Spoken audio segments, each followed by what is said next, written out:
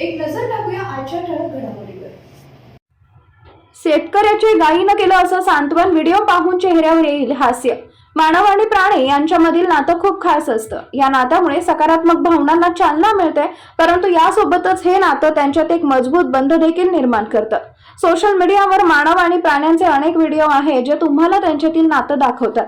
असा एक व्हिडिओ समोर आला ज्यामध्ये प्राणी आणि त्यांचं त्यांच्या मालकाशी असलेलं नातं दर्शवलं आहे। जेव्हा तुम्ही हा व्हिडिओ पाहाल तेव्हा तुम्ही भावुक व्हाल। हा व्हिडिओ शेतकरी आणि एका गायीचं बॉन्डिंग दाखवतो।